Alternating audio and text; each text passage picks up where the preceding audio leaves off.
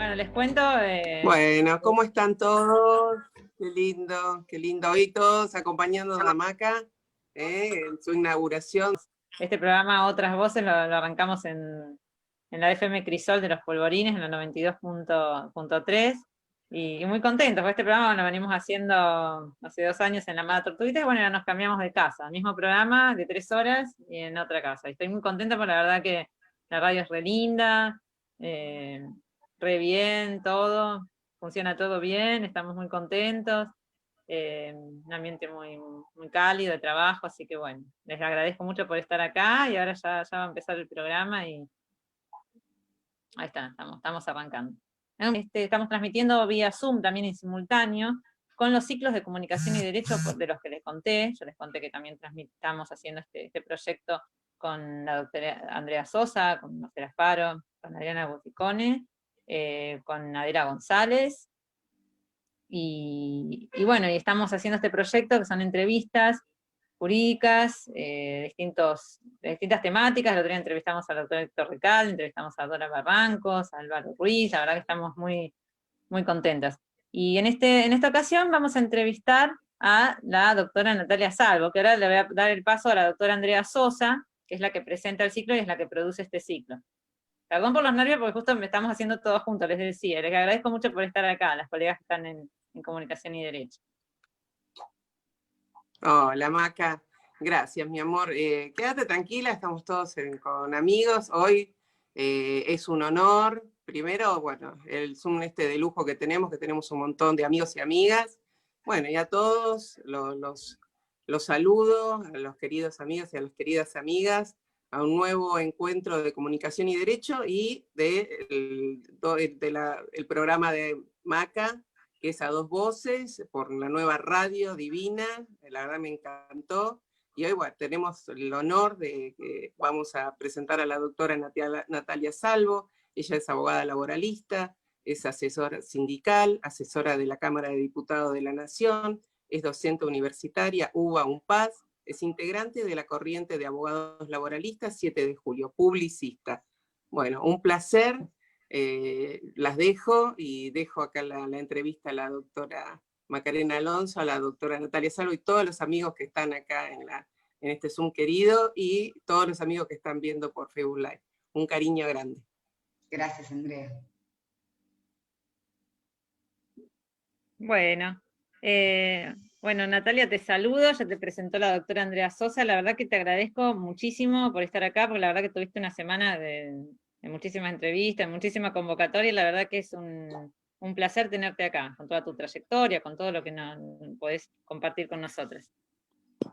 No, gracias a vos, Macarena. Bueno, la verdad un placer compartir. Acá veo a grandes amigos y amigas y referentas mías también. La veo a Adriana Micale, la veo a Andrea García Viora, Claudia Salvatierra, bueno, Andrea, todas. Haberme cruzado también en otras oportunidades con estas colegas, Marcela Faro, bueno. Muchísimas gracias, para mí es un placer, en serio. No, el placer es nuestro. Bueno, mira, te queríamos preguntar para arrancar, porque esta semana la verdad que fue bastante movida con este tema, y acerca de qué pensás de esta ampliación de los procesamientos que hizo el juez Alejo Ramos Padilla, ¿no? Con esta causa del espionaje ilegal, de la que vos también fuiste parte importante porque fuiste la abogada de Pedro Echeves, ¿no? Que fue que dio toda esta investigación, el principio de esta investigación donde se descubre esta red de espionaje ilegal con Stornelli, ¿no? Con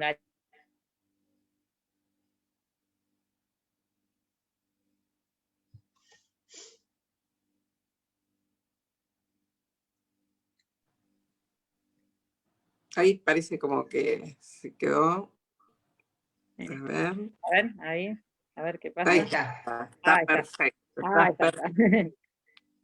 Ahí está. Se cortó justo la pregunta, Macarena. No, te decía, con esto, esta semana que el juez Ramos Padilla amplía los procesamientos contra Stornelli, contra D'Alessio, por esta causa de espionaje legal, ¿cómo lo ves vos, el avance de la investigación? Bueno, es como bien dijiste, ¿no? Una causa que transforma su objeto procesal inicial. Nosotros hicimos una denuncia inicial por extorsión, principal y inicialmente era contra el fiscal Stornelli y el juez Bonadío, además de Marcelo D'Alessio, y luego el punto de inflexión de la causa fue luego del allanamiento a la casa de D'Alessio, porque se transforma y amplía el objeto procesal a una asociación ilícita, en donde después hay un montón de víctimas que se constituyen como querellantes, el objeto de investigación se amplió, las líneas de investigación también se ampliaron, y hoy en día se puede ver cómo se está terminando de cerrar esta etapa instructoria de investigación en relación a una organización criminal paraestatal, es decir, cómo el Estado tercerizaba el espionaje ilegal a través de distintas organizaciones. En este caso, la conexión que existe con el Estado es otro de los procesados en esta semana, que es el agente o el ex agente Afi Pinamonti, que estaba muy concatenado incluso con quien dirigía la parte de jurídicos en la AFI, Di Stefano, que también fue el que se presentó, fíjense cómo se va concatenando todo, articulando, ante el juez Carsoglio, para decirle que debía procesar a Moyano. No sé si lo recuerdan, esto fue creo que en el 2018, y ya se venía denunciando, incluso desde todos los sectores de abogados, la degradación del Estado de Derecho, la persecución a ciertos opositores, la utilización del Poder Judicial y específicamente de la ley penal para perseguir a los opositores políticos. Y bueno, acá en Dolores incluso se puso de relieve cómo a través de esta organización criminal que integraba a D'Alessio, que integraban quienes conducían el famoso proyecto AMBA, que seguramente deben haber escuchado hablar, un proyecto que tendía teóricamente a perseguir el narcotráfico y que tuvo como pantalla esa situación, por supuesto dirigido desde la AFI. El ex bonaerense Bogoliuk también está detenido y procesado desde el año pasado, y era el jefe de este proyecto. Bueno, a través de este proyecto se persiguieron comedores escolares, referentes estudiantiles, la verdad que una violación palmaria y ostensible a la Ley de Inteligencia Nacional, que recordemos está para detectar los hechos o los peligros para la protección del orden constitucional, no para perseguir un enemigo, entre comillas, internos, y mucho menos realizar inteligencia ilegal y en su subespecie, el espionaje ilegal, a aquellos que representan un peligro para determinado sector político. Y cuando digo un peligro me refiero a ser opositores. Entonces, la verdad que tenemos un historial en nuestro país nefasto en relación a la utilización de los servicios de inteligencia contra el orden constitucional, y me refiero a la última dictadura cívico-militar. Con lo cual esto refresca los peores momentos de nuestra historia, si se quiere, ¿no? Pero bueno, específicamente en lo que vos me preguntabas, la verdad que lo que pienso es que cómo se va cristalizando, cómo se va poniendo de relieve, cómo se utilizó el Estado para la persecución, para el espionaje ilegal, y esto es importante decirlo, con fines políticos y judiciales, ¿no? La lectura un poco más ampliada política de esta causa no puede verse también sin articular la causa de Dolores con otras causas que están investigando el espionaje ilegal, como por ejemplo la causa de Lomas de Zamora, como por ejemplo la causa de la mesa judicial. En la causa de Lomas de Zamora lo que se ve es la utilización del Estado, específicamente partiendo del Poder Ejecutivo, y específicamente, o más específicamente, la Agencia Federal de Inteligencia, también con fines políticos y judiciales. Cómo torcer la voluntad popular a través de la utilización del Estado y a través de la inteligencia legal, que está específicamente prohibido por la ley. Pero bueno, veo cómo se va armando este rompecabezas, y en lo que tiene que ver con la causa de Dolores, cómo el Estado tercerizaba, ¿no?, desde ya, de manera ilegítima e ilegal, el espionaje ilegal a través de distintas organizaciones criminales. Sí, no, y realmente lo que importante, lo que hicieron ustedes, ¿no?, en llevar adelante esta causa, la investigación de Ramos Padilla, que se iba avanzando, y realmente, a ver, porque esto también, estamos en Comunicación y Derecho, y también nos está escuchando la gente de acá de Malvinas, los oyentes de nuestro programa, que por ahí no tienen un conocimiento jurídico, no son profesionales del derecho. ¿Vos cómo explicarías lo que es el lawfare? Para ver a mí en qué me afecta. Porque mucha gente a veces te dice, pero a mí en qué me afecta en mi vida cotidiana. Te dicen, por ejemplo, este tema de Stornelli, de D'Alessio, Bruglia, Bertuzzi, como que lo ven como algo ajeno, ¿no? Entonces, ¿cómo nos afecta a nosotros en nuestra vida cotidiana estas Sí, situaciones, ¿no? es cierto, parecen temas que están alejados, pero voy a poner, por ejemplo, un caso que sucedió al principio o al inicio del gobierno de Mauricio Macri. Jueces que concedían medidas cautelares a asociaciones de consumidores usuarios por los tarifazos, ¿recuerdan? Fueron desplazados. Y fueron desplazados en esta arquitectura de persecución a jueces que no eran conniventes o no eran cómplices con una determinada visión o ideología política que en ese momento había sido elegida por el pueblo para conducir el Estado, el Poder Ejecutivo. Eso por un lado. Y después, que el Poder Judicial, sabiamente en este sistema de pesos y contrapesos, está justamente para asegurar el cumplimiento de los derechos de toda la ciudadanía y la aplicación de la ley. Si ese Poder Judicial es utilizado como herramienta, como instrumento político de consumación de un determinado proyecto político y encima es contrario a la ley, entonces se pierde la independencia del Poder Judicial, y por lo tanto esto como efecto dominó decanta en los derechos más básicos, los derechos económicos, sociales, culturales, de toda la población. Y pongo el efecto del tarifazo porque eso nos pegó en el bolsillo a todos. Si los jueces que no se alinean a esa alianza gobernante cumplen noblemente con su tarea, como lo hicieron varios jueces incluso a nivel laboral que también fueron perseguidos, fueron señalados, fueron pasillados, es decir, visitados por integrantes del Ministerio de Trabajo, para que saquen fallos acordes al desguazamiento del Estado, y pongo por ejemplo el caso de Telam, donde se despidieron 354 trabajadores. Eso afecta necesariamente a todos y cada uno de los ciudadanos, a veces puede ser en particular, con un caso específico, pero sino también a manera general, porque si el Poder Judicial, es utilizado por el Poder Ejecutivo para perseguir, etcétera, entonces no hay un poder que sea reaseguro o garantía para los derechos de la ciudadanía en general. Totalmente, es importantísimo, realmente sí. Es así, es así.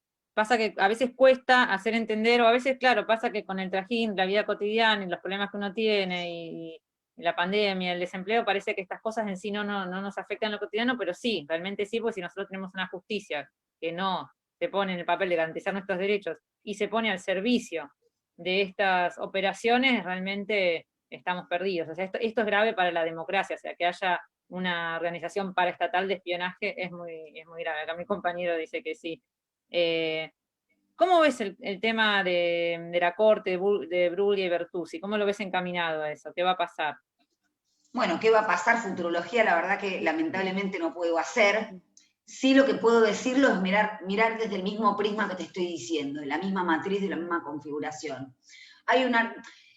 Aristóteles decía, yo siempre digo lo mismo, se puede decir muchas cosas del ser, pero no cualquier cosa del ser. O sea, se puede tener varias interpretaciones de una norma, pero no se puede decir lo que la norma no dice. Y acá hay una norma constitucional que establece que para la designación o el traslado de jueces tiene que haber acuerdo del Senado. Incluso en el año 2018, la misma Corte, a pedido del entonces Ministerio de Justicia, tuvo que salir a aclarar si un traslado necesitaba o precisaba de un nuevo acuerdo del Senado. Porque si a mí me designan para estar en un lugar, ¿no?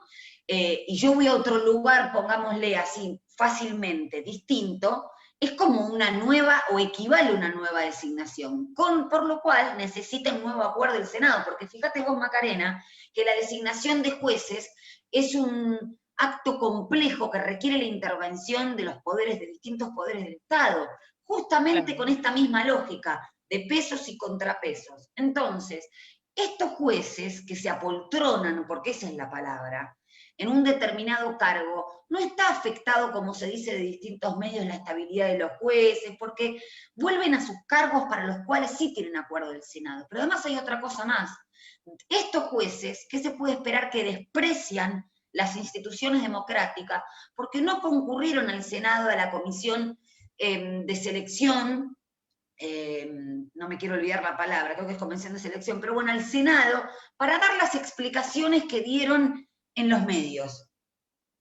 ¿Por qué dan explicaciones en los medios y ya casi que te dejo ahí picando el papel de los medios? Y no en el poder constituido que tiene que ser escuchado, que representa a las provincias y al pueblo, ¿sí? ¿Por qué lo hacen mediáticamente? Entonces, tenemos jueces que desprecian la Constitución, que desprecian incluso las mismas normas administrativas de la Corte, que desprecian lo que dice el Consejo de la Magistratura, que para qué está, para seleccionar y para remover jueces y jueces en casos de inconducta. Entonces, que no intervienen en el caso de los jueces de la Corte, ¿no? Pero designan este Consejo de la Magistratura irregularidades en la selección o en el traslado de estos jueces, y los jueces desconocen todos los organismos, el Consejo de la Magistratura, lo que dice la Corte, el Senado. Entonces, ¿qué queda para los jueces que efectivamente sí respetan la Constitución? La verdad que la Corte lo que hace es, o el referente, el presidente de la Corte, representar los intereses de ciertos sectores mediáticos o monopólicos de comunicación y no cumplir su función para la cual está llamado a ejercer.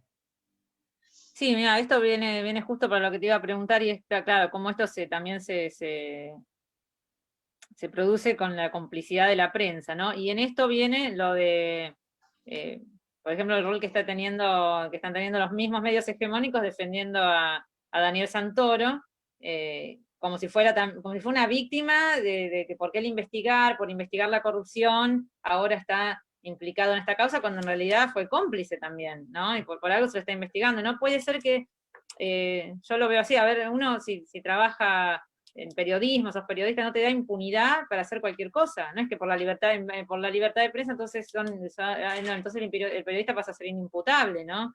Es tremendo esto. No, no hay ninguna profesión u oficio que te dé carta blanca para delinquir o para cometer actos ilícitos. Exacto. Cuando son utilizados los derechos fundamentales para la constitución de una república o para la democracia, como sin duda es la libertad de prensa, la libertad de expresión, entonces en ese caso lo que se pasa es a justificar subjetivamente a una persona y no a una profesión.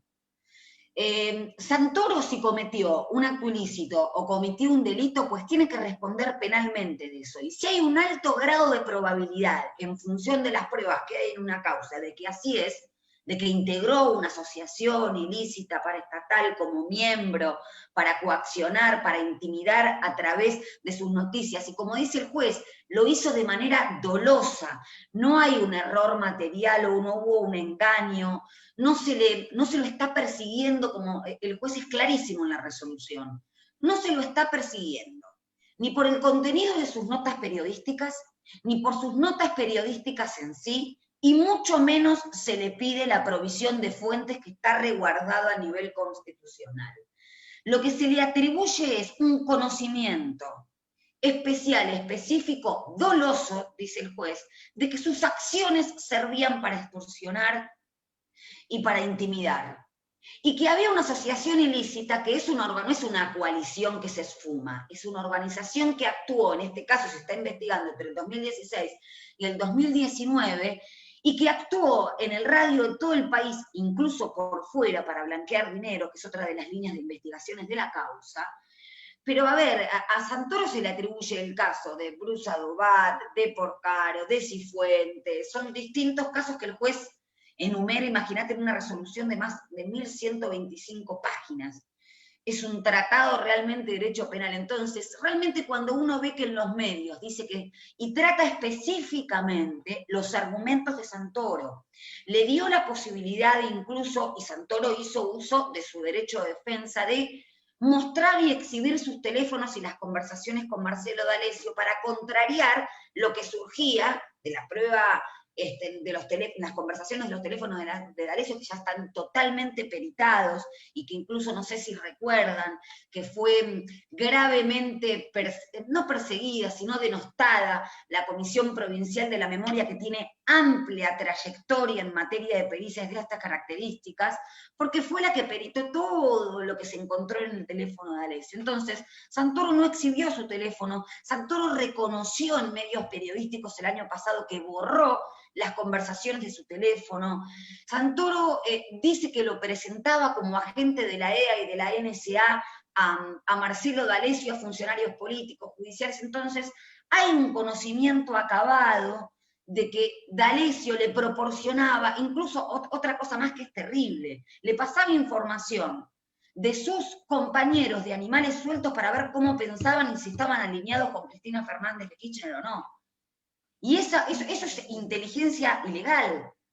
Entonces, sea Santoro o sea Juan Pérez, está incurriendo en un delito y por eso está siendo investigado en una causa penal.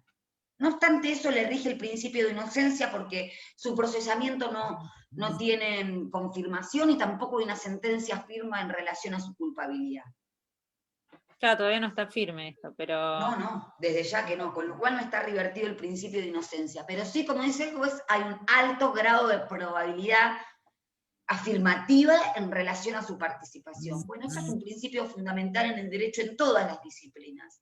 Si uno afirma un hecho, en el caso del derecho privado, tiene la carga de probarlo, ¿sí? Tiene la carga de acreditarlo, de mostrarlo y demás. Si no son manifestaciones unilaterales. Bueno, con respecto a la aplicación de la ley penal en relación a un determinado delito, pasa exactamente lo mismo. Hay que probar, hay que acreditar que se revierta este principio de inocencia, que es fundamental también en un Estado de Derecho.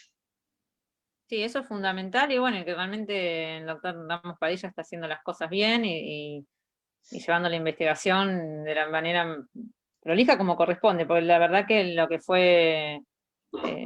pasamos fue terrible, porque fue como si se hubieran revertido todos los principios del derecho penal, lo que es el lawfare en sí, ¿no? Porque fíjate que la causa, yo siempre le digo a la gente, la causa de los cuadernos, hay una causa igual en Ecuador, hicieron una causa de características muy similares. Entonces realmente hay intereses en juego, y esto tampoco no es casual, no es que pasa porque sí, y tiene un fin, porque no es que hacen esto para atacar el kirchnerismo, por ejemplo, en nuestro caso, para atacar el kirchnerismo porque sí, es para imponer otro modelo. No, pero Entonces, además hay algo que es importante. Fíjate que el término lawfare se utilizó por primera vez militarmente, la utilizó un militar estadounidense. Y lo que significa, bueno, es guerra jurídica. ¿Cómo utilizar, romper, quebrar, o en el mejor de los casos, flexibilizar la ley para convertirla o transmutarla, transformarla en una herramienta de persecución?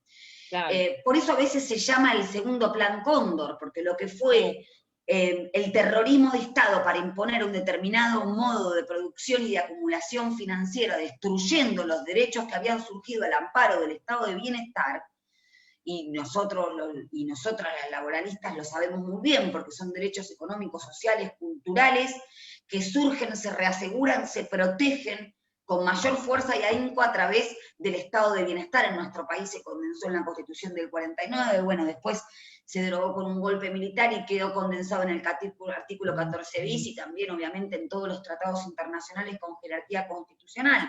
Pero digo, lo que se hizo a través del terrorismo de Estado, la implantación de un determinado modo de producción económica, y por eso se cambió en ese periodo, vas a ver que está desde la ley de entidades financieras hasta la poda terrible que se hizo de la ley de contrato de trabajo, donde se tocaron institutos neurálgicos y fundamentales, como el tema de la tercerización, que hoy en día lo vemos, lo fundamental que es incluso cuando se utiliza fraudulentamente para la precarización o la vulneración de los derechos del colectivo de los trabajadores. Entonces, antes lo hicieron a través del terrorismo de Estado, ahora este mismo plan continental, no lo digo yo, lo dijo el mismo embajador de Estados Unidos, vamos a trabajar con los jueces de la Argentina, es decir, desde el año 2010, 2011, se vienen mellando en todo lo que es el Poder Judicial, las capas medias de Latinoamérica, y obviamente desde ya que lo quiero destacar, no es la mayoría de los jueces, son la minoría que se prestaron a esta situación. Lo vemos con más fuerza, obviamente, en el fuero penal, porque es la ley que se utilizó para perseguir y para encarcelar a opositores políticos. Pero digo, lo que antes se hacía a través del terrorismo de Estado, hoy se hace con esta flexibilización o quiebre de la ley. Por eso insisto, con que la ley puede tener diversas interpretaciones, porque no puede decir lo contrario, como el derecho creativo del que hablaba Bonadío, o la doctrina Irurzún, ¿no? Que específicamente lo que decía era esto, el poder residual que pueden llegar a tener exfuncionarios. Por eso hay un peligro para la investigación, entonces se le aplica la prisión preventiva, que en función del principio de inocencia es la excepción. no es la regla, de que las personas mientras tramitan un proceso y son inocentes puedan estar encarcelados, ¿sí? Para decirlo en términos más cotidianos. Entonces, nosotros no podemos permitir como hombres y mujeres del derecho, ya sea que integren la judicatura o que estemos por fuera, que se utilice la ley como este instrumento de persecución. Creo que en eso tenemos que estar todos aunados. Y volver no es difícil, es volver a los principios básicos del Estado de Derecho. Sí, lo que aprendimos en la facultad cuando recién empezamos, ¿no? Los principios básicos, fundamentales. Sí, si la quieren complicar es porque hay gatos encerrados, digo yo. Claro, Hay que volver a los principios básicos en ese sentido. Garantías Podemos estar constitucionales. en desacuerdo en algunas vertientes, pero no en las cosas básicas y fundamentales que sostienen el andamiaje del Estado de Derecho. Yo en un momento cuando veía todo eso decía, pero tendría que hacer la carrera de nuevo, ¿no? Uno piensa, bueno, yo no me dedico a penal, por ejemplo, pero igual hay nociones que son básicas, la defensa en juicio, el debido proceso, claro que sí, ¿no? Y está bueno también difundirlo, está bueno también, a mí me gusta mucho también que los oyentes, que la gente también entienda, también las cuestiones básicas, porque si no parece que estamos hablando de cosas que son abstractas, pero no, nos hacen a nuestro día a día, porque esto tiene un objetivo, o sea, hacer todas estas operaciones tienen un objetivo, como bien dijiste, pero sacarnos además derechos. fíjate Macarena que es básico. Lo que vienen a hacer es a destrozar el artículo 18 y el 14 bis también. Cuando se decía, no, este modelo no cierra sin represión, es un modelo de ajuste a los sectores, en su momento, ¿no? Cuando me refiero al macrismo, de ajuste de los sectores más vulnerables, de los trabajadores, de los jubilados y jubiladas, de las pensionadas, de los niños.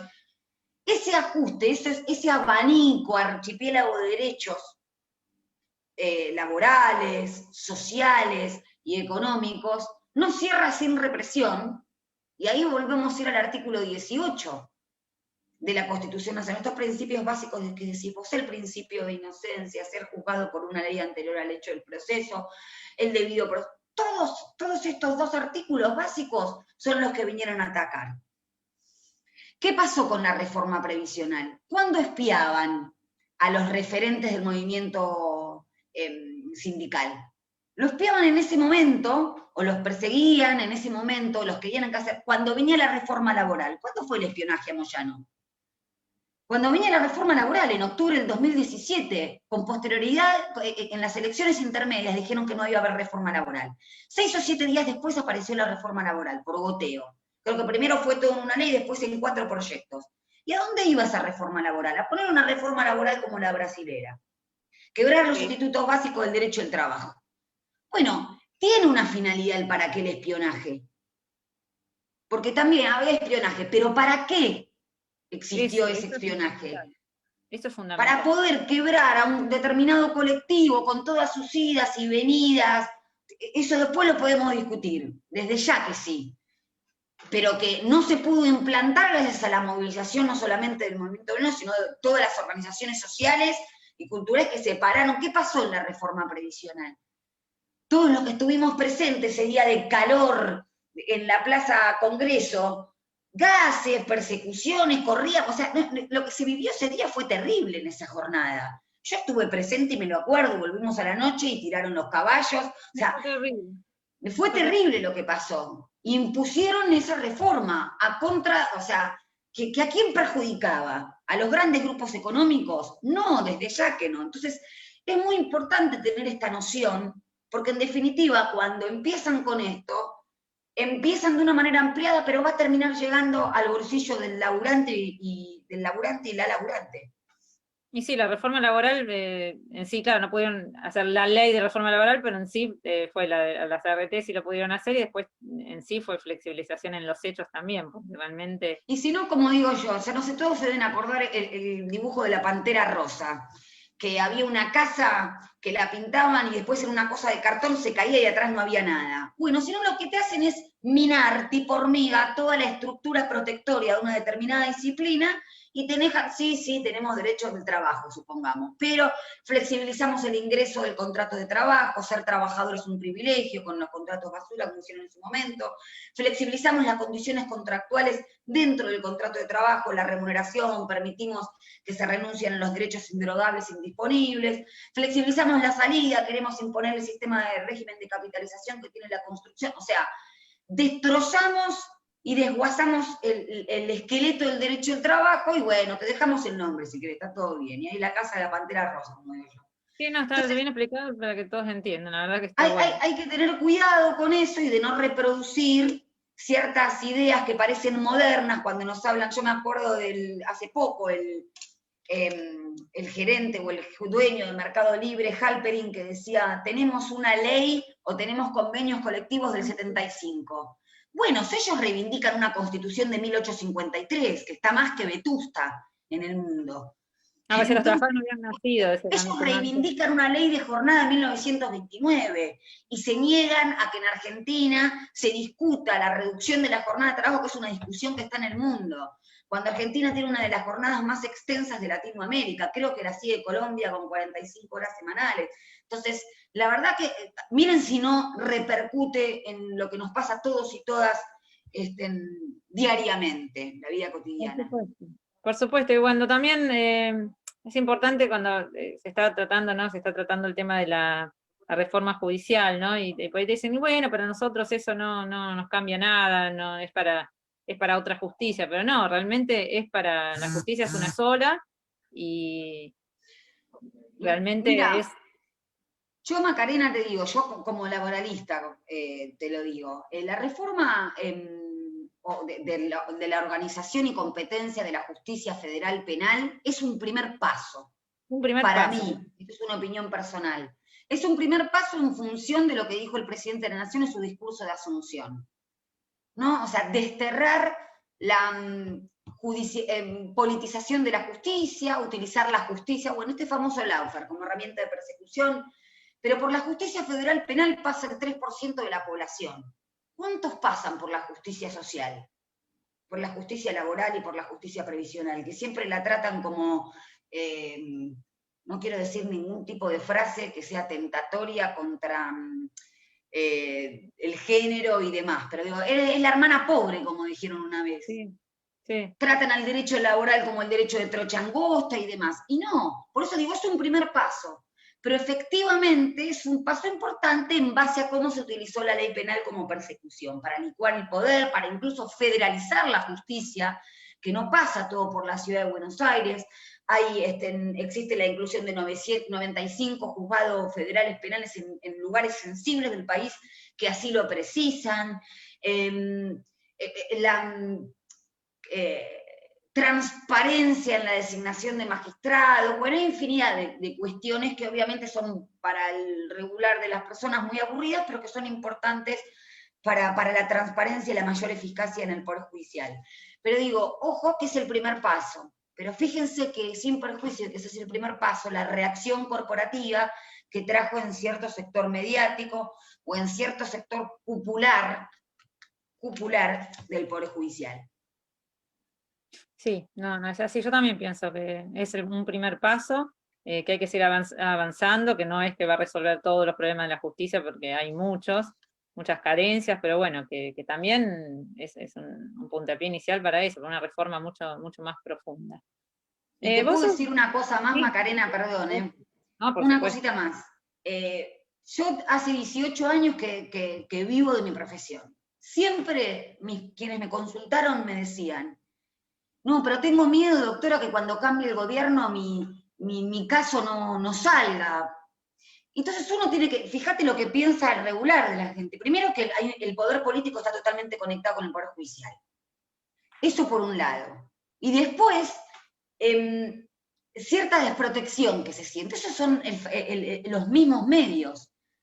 Los mismos medios de comunicación que ponen esta noción de que hay un poder judicial, y cuando tenemos los jueces laborales que fallan conforme a la ley, no fallan a favor del trabajador, no, aplican la ley, nadie lee una sentencia de jueces o juezas del trabajo en ese sentido, si piensan de ese modo. Yo creo que lo que falta es que la gente, entre comillas, se enamore de lo que es el discurso judicial y pase de ser algo circunscripto, aristocrático, que solamente tratan ciertas personas. Porque los incumbe y porque eso hace también a la democratización de la discusión, de cómo se compone, integra el Poder Judicial, lo importante que es esta función pública, lo importante de jueces y juezas del trabajo, que son muchísimos y muchísimas, que efectivamente, sobre todo en nuestro fuero, cumplen con su loable función. Entonces, eso me parece fundamental. No es un tema para eruditos, es un tema para la gente, para que trate y comprenda a la gente. Excelente eso, porque la verdad que a mí me pasa, yo digo, una persona que tiene una sentencia tiene derecho a entender esa sentencia. A veces pasa que la gente lee algo de esto y no, y es por eso, porque está en un lenguaje inaccesible, porque, o a veces siempre lo digo yo, ¿no? A mí me gusta, si te voy a una audiencia, me gusta que la persona, que mi cliente entre y que hable con el juez, que no sea algo que queda, porque no, pasen los abogados, no, me gusta que se involucren, que le den ese espacio, que es su tema, que es su caso, porque si no parece que es algo, sí, que es un tema de expertos solamente, y que los jurídicos, cuando en realidad los jurídicos nos afectan toda nuestra cotidianidad, en todo lo que hacemos hay cuestiones de derecho, digamos, ¿no? Así que me parece importantísimo eso que decís. Y también de democratizar el lenguaje, es también hacer la justicia más cercana a la gente, ¿no? Los judiciables.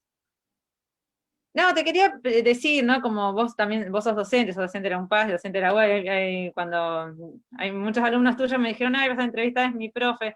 Quería que les des algún mensaje a los que están empezando a estudiar Derecho, esta carrera, a los alumnos, a los que recién están empezando, porque realmente, bueno, para nosotros fue un año muy complejo, complicado, pero bueno, un mensajito como... Yo te puedo dar un mensaje tal vez como mi historia personal.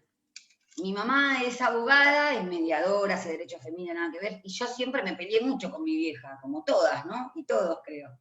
No voy a ser abogada como vos, que el derecho y que la aristocracia de la facultad, bueno, más pelea de madre e hija. Y la verdad que le rehusé estudiar derecho en 5º año, no quería saber nada hasta que hice un examen con una psicopedagoga, que te hacen una especie de... Me dijo, ¿vos no pensaste estudiar derecho? Porque la verdad es que tenés una... No quiero, mi mamá es abogada, no voy a hacerlo. Aparte la gente que te pregunta, ¿vas a ser abogada como tu mamá? Y yo detestaba eso. Bueno, hoy me dan un beso a mi vieja, que es una genia, que me bancó todas esas rebeldías, y aún hoy me las sigue bancando. Y la verdad que encontré en muchos profesores, muchos referentes y referentas que también están acá, las conocí después desde ya, ver en el derecho una herramienta de protección a los que sí precisan del derecho, que son los sectores más vulnerables. Los poderosos, como decía Scalabrini Ortiz, no necesitan del derecho. Y cuando el derecho o la ley dice lo que no les gusta, pasa lo que ayer, por ejemplo, sucedió con Echeverre, el exministro de Agricultura, que decía que esto era Argenzuela porque la justicia dijo algo que no le gustó. Y la justicia es una palabra objetiva en ese sentido. Desde ya que la dictan los humanos, ¿no? Por eso no hablamos de justicia divina, hablamos del Poder Judicial, porque la justicia es un valor para los que creen, ¿no? Y también para los que no creen, creerán en otras cosas, o no importa, esta es una justicia terrenal. Entonces, el mensaje que les doy es este enamoramiento del que le hablaba para la gente, que vean en el derecho un instrumento de protección, que jamás, y que como son de las minorías, siempre van a tener del otro lado un poder, una resistencia, pero siempre con la ley en la mano, siempre con esa creencia antitética a lo que quieren imponer ahora, la justicia por mano propia, el Estado no sirve, el Poder Judicial tampoco. ¿Qué creen que hay atrás de ese discurso? El poder del más fuerte, los poderes fácticos. La ley siempre es una mediadora de los conflictos. Pasan los conflictos familiares. Queremos llegar a los más cotidianos, ¿cómo se soluciona? Y siempre cuando hay una palabra un poquito más, tratar de calmar las pasiones. ¿Qué hace un juez o una jueza cuando interviene en una... Atrás del conflicto legal muchas veces hay un conflicto emocional, que no le compete al juez o a la jueza, pero cuando está la ley que media en esa situación, tenés una herramienta fundamental de protección a ese más vulnerable, que no quiere decir que siempre gane un juicio, pero digo, si no hay ley, siempre aparecen los poderes fácticos de los más poderosos y las más poderosas. Entonces me parece que ese es el discurso que hay que tener presente, y nada, una visión antiaristocrática del derecho, como digo yo, colectiva, de construcción colectiva y popular, sin tenerle miedo a la palabra popular. Excelente, Natalia, esa es la teoría crítica del derecho, esa justamente, ¿no? Usar el derecho como una herramienta de disputa de poder para los más vulnerables, ¿no? Justamente. Bueno, me tengo que despedir, porque te tengo que agradecer, porque bueno, ya tenemos que seguir cerrando el programa, estamos acá en la radio, y la verdad quería agradecerte enormemente por esta charla, nos deja mucho para pensar, y bueno, es justo nuestro primer programa en Radio Crisol, y la verdad que es grandioso haberte tenido acá, nuestro primer programa de Crisol. Bueno, felicitaciones. Gracias, y gracias por darnos tu tiempo, porque sabemos que estás muy ocupada, y te agradezco muchísimo. Y bueno, y No, Andrea por Sosa favor. te quiere Mientras saludar. mis hijos duermen no hay problema, después iba a ser un inconveniente. Muchísimas gracias, Natalia. Maca. No, a ustedes. Viste que va- Está. Gracias para todos los que viste- estuvieron en Comunicación y Derecho. Viste que salió todo perfecto, porque estamos todos con un grupo acá de amigos y amigas. Salió todo divino, sos una super campeona. Recién cuando estaba hablando Natalia, nos emocionó, yo creo, a todos cuando contabas lo de tu mamá, las peleas, porque a mí me pasa también con mi niña, que también está estudiando Derecho, y que en algún momento te dice que va a estudiar, que no va a estudiar, y después pareciera que le gusta. Esa emoción, ¿no? Esa emoción, Nati, que recién te juro, cuando estabas hablando me caían las lágrimas. Así que, bueno, gracias a todas No, a todas y todos los ustedes. que están. Muchas gracias. Y bueno, acá estamos, mirá, Muchas gracias. estamos todos acá haciéndote fuerza, Maca.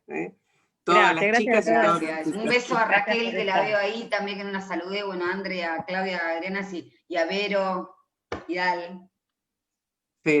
Todos ahí, la verdad, un grupazo. Ahí Siempre Raquel, haciendo el aguante. bueno, Un mis beso amores, enorme para todos y todas, Gracias. un beso enorme. Yo beso también, grande. Vero, ahí veo que está escribiendo. Un Ahí beso está. grande. Gracias Andrea, que estás ahí también, Claudia, bueno, todos, Rita, Marcela, todos los amigos y amigas, Guillermo también, que ahí justo te estaba escribiendo, Guillermo. Bueno, un cariño grande. Muchas gracias. Vamos Muchas cerrando acá el gracias, programa. Gracias. Bueno. Nos vamos. Bueno, Cariños a todos, cariños. cerrando.